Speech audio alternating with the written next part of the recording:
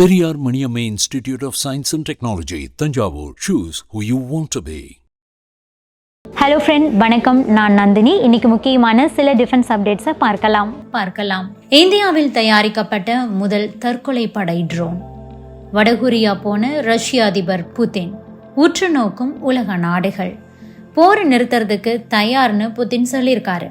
ஆனாலும் அவர் போட்டிருக்கக்கூடிய ஒரு முக்கியமான கண்டிஷன், இந்தியா வெர்சஸ் பாகிஸ்தான், யார்கிட்ட அதிக அணு ஆயுதங்கள் இருக்கு? இந்த பதிவுல விரிவா பார்க்கலாம்.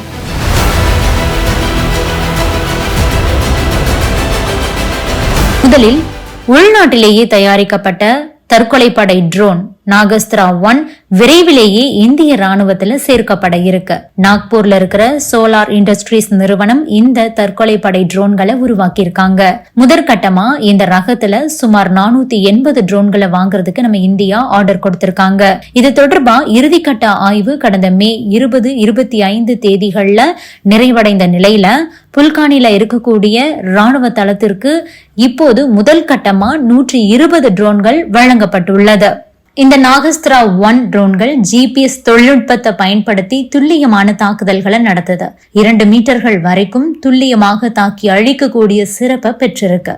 9 கிலோ எடையுள்ள இந்த ட்ரோன்களை ராணுவ வீரர்களே ஒரு இடத்துல இருந்து இன்னொரு இடத்துக்கு கொண்டுட்டு போக முடியும். ஒரு முறை பறக்க தொடங்கிடுச்சு அப்படின்னா சுமார் 30 நிமிடங்கள் வரைக்கும் இதனால தொடர்ந்து பறக்க முடியும். மேலும் 15 கிலோமீட்டர் தொலைவில் இருக்கக்கூடிய டார்கெட்களையும் வெற்றிகரமா தாக்கி அழிக்கக்கூடிய திறன் இதுக்கு இருக்கு. ஆட்டானமஸ் மோடுல இதனுடைய திறனை 30 கிலோமீட்டர் வரைக்கும் நீட்டிக்க முடியும்.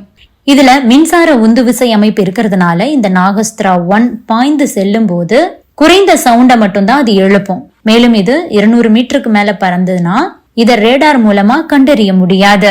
இப்படி ஒரு ட்ரோன் தாக்க வருது அப்படிங்கறது எதிரிகள் உணர்வதற்கு முன்பாகவே டார்கெட்டை தாக்கி அழிச்சிருக்கும். பகல் நேரங்கள் மட்டும் இல்லாம இரவு நேரத்திலும் கண்காணிக்கக்கூடிய சிறப்பு கேமராக்கள் இந்த ட்ரோன்கள்ல பொருத்தப்பட்டிருக்கு. இலக்குகளை தாக்கும் போது வெடித்து சிதற 1 கிலோ ஆயுதங்களையும் இது ஏற்றி செல்லும்.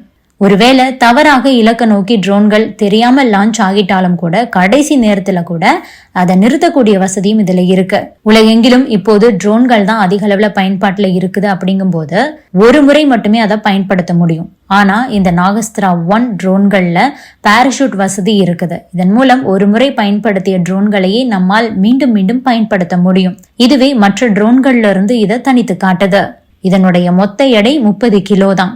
நம் நாட்டின் வடக்கு பகுதியில ட்ரோன் நடவடிக்கை அதிகரித்துள்ள நிலையில அதை சமாளிக்கிறதுக்கு இந்த நாகஸ்திரா 1 ட்ரோன்கள் நமக்கு உதவும் அப்படின்னுட்டு நமது ராணுவம் நம்பிக்கை தெரிவிச்சிருக்காங்க.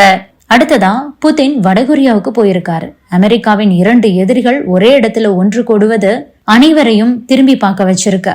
கடந்த 24 ஆண்டுகள்ல முதல் முறையா ரஷ்ய அதிபர் புதின் வடகொரியா போயுள்ளார்.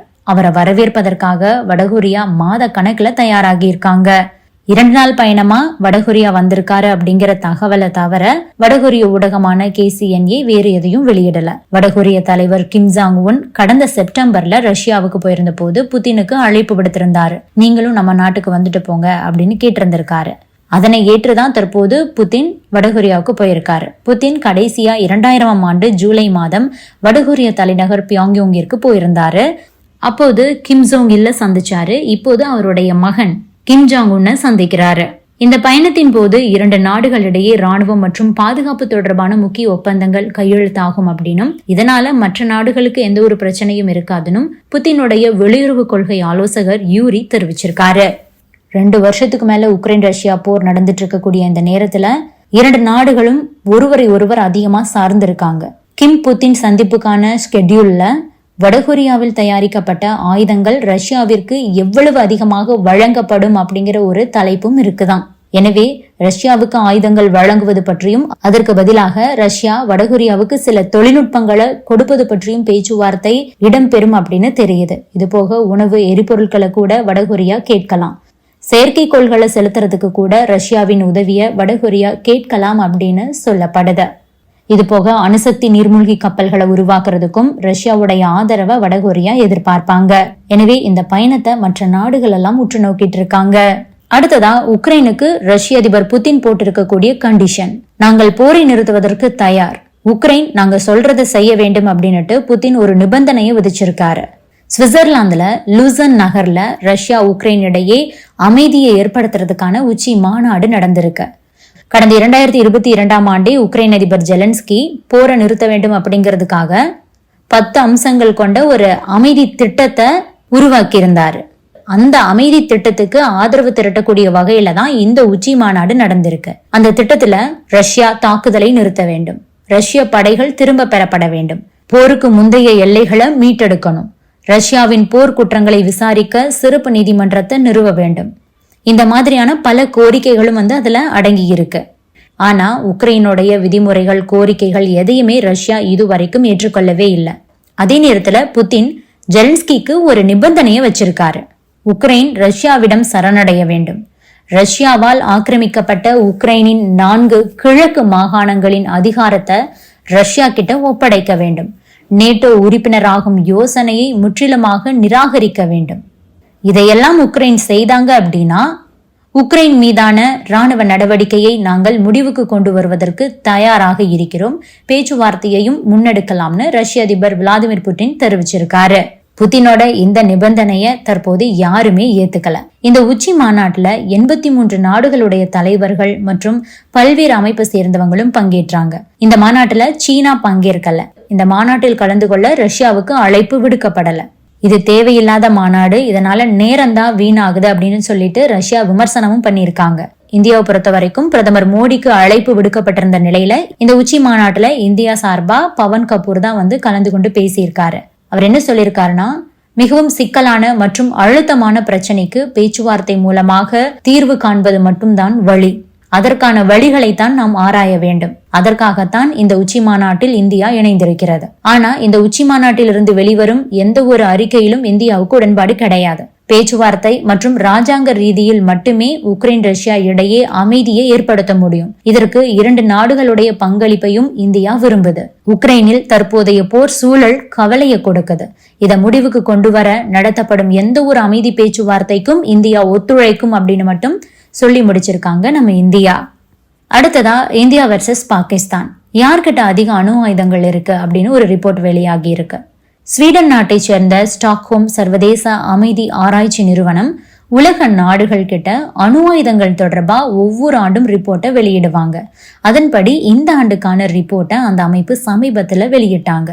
அதுல பாகிஸ்தானை விட இந்தியா கிட்ட அணு ஆயுதங்கள் அதிகமா இருக்கிறதா கூறப்பட்டுள்ளது.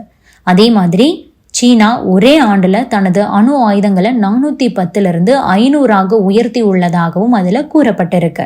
பொதுவாக எந்த ஒரு உலக நாடும் தன்னிடம் எத்தனை அணு ஆயுதங்கள் இருக்கு அப்படிங்கறத வெளிப்படையா சொல்ல மாட்டாங்க. கசிந்த தகவல்கள், அந்த நாட்டோட வசதி உள்ளிட்ட விஷயங்களை வைத்து இந்த அமைப்பு உலக நாடுகளிடம் எத்தனை அணு ஆயுதங்கள் உள்ளன அப்படிங்கிற ஒரு லிஸ்ட்டை வெளியிடுவாங்க. அதன்படிதான் இந்த வருஷமும் அணு ஆயுதங்கள் தொடர்பான விரிவான ஒரு ரிப்போர்ட்டை இந்த அமைப்பு வெளியிட்டு இருக்கு. இப்போது மொத்தம் 9 நாடுகள் அணு ஆயுதங்களை வைத்திருக்கிறதா கூறப்பட்டுள்ளது. America, Russia, Britain, France, India, Pakistan, China, வடகொரியா மற்றும் இஸ்ரேல் இந்த நாடுகள் கிட்டதான் அணு ஆயுதங்கள் இருக்கிறதா கூறப்பட்டுள்ளது. குறிப்பா உலகில் இருக்கக்கூடிய ஒட்டுமொத்த அணு ஆயுதங்கள்ல சுமார் 90% அமெரிக்கா மற்றும் ரஷ்யா ஆகிய 2 நாடுகளிடம் மட்டுமே இருக்கிறதா அதுல தெரிவிக்கப்பட்டிருக்கு. மேலும் இந்த லிஸ்ட்ல இருக்கக்கூடிய பல நாடுகள் கடந்த ஆண்டு புதிய அணுசக்தி திறன் கொண்ட ஆயுதங்களை ராணுவத்தில் சேர்த்துள்ளதாகவும் அதுல கூறப்பட்டுள்ளது. உலகில் சுமார் 2100 அணு ஆயுதங்களை பாலிஸ்டிக் ஏவுகணைகள்ல பொருத்தப்பட்டு தாக்குவதற்கு தயாரான நிலையில வைக்கப்பட்டிருக்கான். அதுல பெரும்பாலான அணு ஆயுதங்கள் அமெரிக்கா மற்றும் ரஷ்யாவை சேர்ந்தவையாகத்தான் இருக்கு.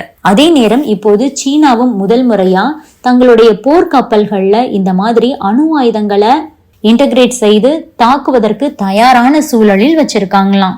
இந்தியா, பாகிஸ்தான், வடகொரியாவும் இந்த முயற்சியில இறங்கியுள்ளதா கூறப்பட்டுள்ளது. இந்தியாவில் இப்போது 172 அணு ஆயுதங்கள் இருப்பதா கூறப்பட்டிருக்கு. இது பாகிஸ்தான் கிட்ட இருக்கக்கூடிய அணு ஆயுதங்களை விட 2 அதிகம். கடந்த 2023 இந்தியா தனது அணு ஆயுதங்களை சிறிதளவு அதிகப்படுத்தி இருக்கிறதாகவும் அந்த ரிப்போர்ட் சொல்லி இருக்கு. இந்தியா, பாகிஸ்தான் 2 நாடுகளும் இதுல தொடர்ந்து ஆய்வு செய்து வருவதாகவும் அதுல தெரிவிக்கப்பட்டுள்ளது. Periyar Maniamma Institute of Science and Technology, Tanjavur. Choose who you want to be.